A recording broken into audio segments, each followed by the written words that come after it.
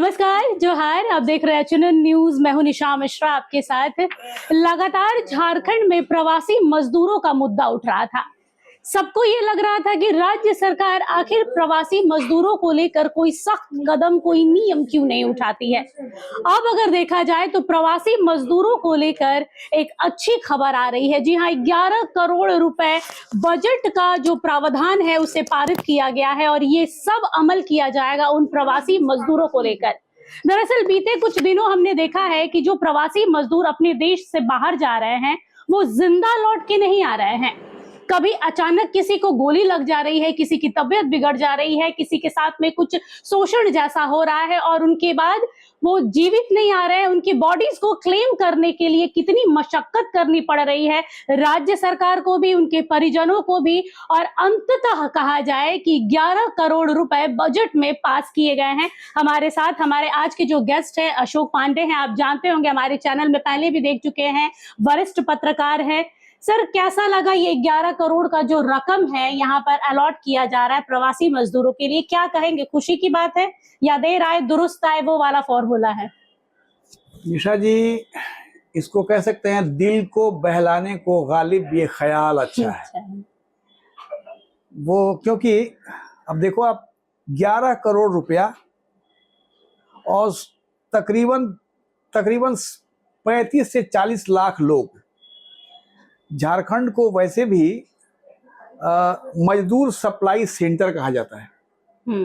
कहीं भी अगर मेहनत कश लोगों की जरूरत पड़ती है तो झारखंड के खास करके हजारीबाग समेत और संथाल परगना के जो क्षेत्र है वहां से कुछ लोगों को वहां से बाहर भेजा जाता है, चाहे देश में हो या विदेश में हो, क्योंकि वहां के लोग मेहनत कश होते हैं, ईमानदार होते हैं। बिल्कुल। लेकिन ये ईमानदारी और मेहनत कश होने का जो उनको जो फल मिलना चाहिए था उस 11 करोड़ से कुछ होने जाने को है नहीं। हाँ, ये जरूर है, एक बोर्ड बन जाएगा, कुछ अधिकारी वहां बैठ जाएंगे, अधिकारियों को तनख्वाह मोटी मिल जाया करेगी और लोगों को समझाने के लिए एक कमेटी बन जाएगी, लेकिन इस कमेटी से उनका बहुत फायदा होना नहीं है। इसलिए आप ठीक है, ना से हाँ हुआ, यही कह सकते हैं कि ना से हाँ हुआ, लेकिन इससे बहुत ज्यादा उपकार किसी का होने को नहीं है। बल्कि ये 11 करोड़ रुपए का जो फंड अलॉट किया गया है बजट में, इसको नहीं करके इसी पैसे को कहीं से चैनलाइज करके लोग जो बेरोजगार लोग हैं उनके काम का कोई उपाय कर दिया गया होता तो ज्यादा बेहतर होता। सर, ये ताज्जुब की बात है ना कि ये जो झारखंड है 40% खनिज देता है भारतवर्ष को, सबसे ज्यादा कोयला प्रोड्यूस करने वाला राज्य है। इसके बाद भी 18 लाख यहाँ पर प्रवासी मजदूर हैं जो आज अपनी जिंदगी के लिए दांव लगा रहे हैं, दूसरे राज्यों में जा रहे हैं। दूसरे राज्यों की भाषा सीखो, वहाँ के चाल चलन को सीखो, वहाँ गाली मार सब झेलना पड़ रहा है।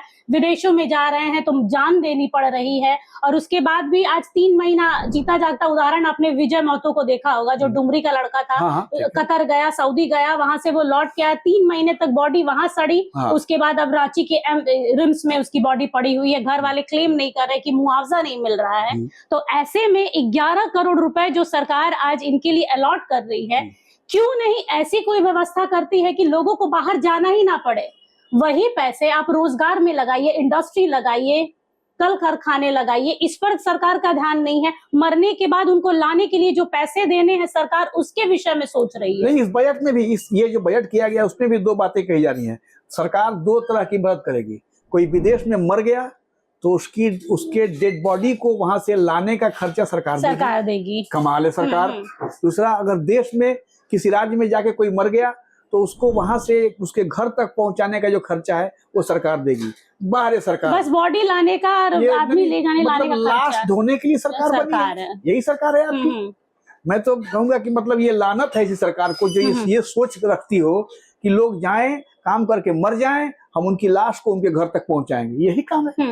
अरे यार सरकार, आप सरकार चला रहे हो और देश के सबसे समृद्ध राज्य के तुम मालिक हो, ऐसा कुछ करो यार ताकि लगे कि हाँ देश में एक नजीर पैदा हो, देश को एक नया एग्जाम्पल सेट करो। आप वो नहीं करके आप इधर की उधर कर रहे हो, बजट को लेके खेल रहे हो, गरीबों को लेके खेल रहे हो। क्या मतलब है ये? प्रवासी मजदूरों को, सबसे बड़ी बात है कि प्रवासी मजदूर तब होता है जब उसके यहाँ रोजगार नहीं हो। जब रोजगार नहीं है, प्रवास जब लोग जाने को बाध्य हो रहे हैं, तो पहले आपको देखना होगा कि इसकी वजह कहाँ है। जबकि इतने सारी इंडस्ट्रीज हैं, इतने सारे वहां संस्थान हैं, इतने सारी माइनिंग इंडस्ट्रीज में है। माइनिंग जो लोग कर रहे हैं, ये बड़े बड़े, मैं किसी का नाम नहीं ले रहा हूँ, बड़ी बड़ी कंपनियां जो वहां माइनिंग कर रही हैं, ठीक है, घपले कर रही हैं, जो माइनिंग कर रही हैं उन पर भी जो तुम लोगों ने सिस्टम बनाया था, जो लोग कहे थे कि भाई 75-25 का आउटसोर्सिंग कंपनियों के लिए किया जाए या 60-40 ही कर दो कम से कम, तो 60% लोग, जब लोकल लोग जब काम मिलेगा तो प्रवासी की समस्या खत्म हो जाएगी। इसमें भी समस्या है ना सर कि जो यहाँ के लोगों को जो आउटसोर्सिंग कंपनियां नहीं ले रही है,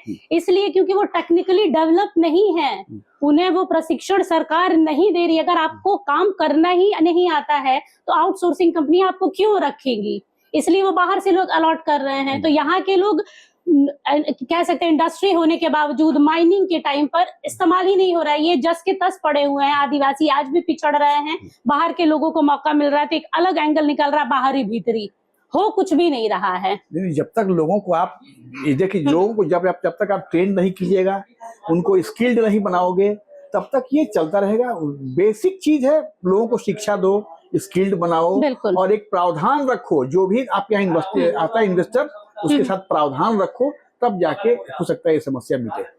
देखिए, झारखंड से अगर हम कल कारखाने या इंडस्ट्री की उम्मीद कर रहे हैं ना, तो गलत नहीं कर रहे हैं, क्योंकि झारखंड, कई लोगों के नजर में झारखंड बैकवर्ड लगता है यहाँ पर विकास नहीं है, इंडस्ट्री नहीं है, लोग अभी भी पिछड़े, वही आदिवासियत और आदिवासियों का जल जंगल जमीन की बात, ऐसा बात नहीं है भैया। यहाँ के विधायक 4.5 करोड़ के बंगलों में रह रहे हैं, सीएम साहब को 100 करोड़ का बंगला बनने वाला है, जहां पर विधायक और सांसद और मंत्री करोड़ों करोड़ों के बंगले में रह रहे हैं। वहां पर एक कारखाना लगा दो ताकि ये मजदूरों को, प्रवासी जो शब्द लग रहा है ना सर, मुझे इससे प्रॉब्लम होता है। मुझे मजदूरों से प्रॉब्लम नहीं है, ये मजदूरों के साथ जो प्रवासी शब्द लगता है, अपने ही देश में, अपने ही राज्य में रहकर दूसरों मुल्कों में जाओ, मरो, उनकी गाली सुनो, उनकी डांट सुनो, लात जूता सब पड़ता है। और हमारे देश की जो सरकार है, चाहे वो राज्य हो चाहे केंद्र हो, वो सिर्फ बॉडी ढोने का पैसा अलॉट कर रही है। ये 11 करोड़ रुपए सिर्फ लाश ढोने का है। ये जो प्रवासी मजदूर इस खबर को देखकर खुश हो रहे होंगे ना कि हमारे लिए कुछ बड़ा हो रहा है, तो भाई आपके लिए कुछ नहीं होने वाला है, कोई रोजगार नहीं मिलने वाला, आपके घर में कुछ नया खाना नहीं आने वाला है, कुछ नया नहीं पकेगा, आप जस के तस रहने वाले। ये सिर्फ बॉडी ढोने का पैसा है। उसमें भी सरकार ने जो अनुमान लगाया वो 6 करोड़ का लगाया है, इसको बढ़ाया गया है 11 करोड़ तक। सहायता केंद्र कई मेट्रो सिटीज में खोले जा रहे हैं, चाहे वो बैंगलोर हो, दिल्ली हो, हैदराबाद है, चेन्नई है, मुंबई है, इन सब जगहों पर सिर्फ सहायता केंद्र खोले जाएंगे। इससे कितना आपको निजात मिलता है, कितना फायदा मिलता है, ये तो मजदूर भाई बता सकते हैं, जिनके परिवार आज विदेशों में। सर, अभी हाल फिलहाल में जो लड़ाई चल रही है ईरान इराक में, बहुत सारे और सऊदी में लोगों का वो जो बम गिर रहा था, कई लोग फंसे हुए हैं झारखंड के, 100 से ऊपर से ज्यादा लोग फंसे हुए हैं। एक हनीमून पर कपल गया था, वो दुबई में फंसा हुआ है, और अब बात कर रहे हैं कि 11 करोड़ में यहाँ पर ना जाने आपने क्या कर दिया है, क्या मिल गया है मजदूरों को। हर अखबार, हर सोशल मीडिया प्लेटफॉर्म पर ये खबर इस तरीके से वायरल हो रही है जैसे कुछ बड़ा है। निशा जी, मैं आपके चैनल के माध्यम से यही बात कहूंगा कि ये सरकार अगर बजट बनाती है, ये बजट अगर बना है प्रवासियों के लिए, तो क्या इसे सिर्फ लाश धोने वाला बजट कहा जाएगा? ये सिर्फ लाश धोने के लिए बन रहा है, तो ये बहुत शर्मनाक बात है। बेहतर है कि ऐसा नहीं करके सरकार कुछ और करे।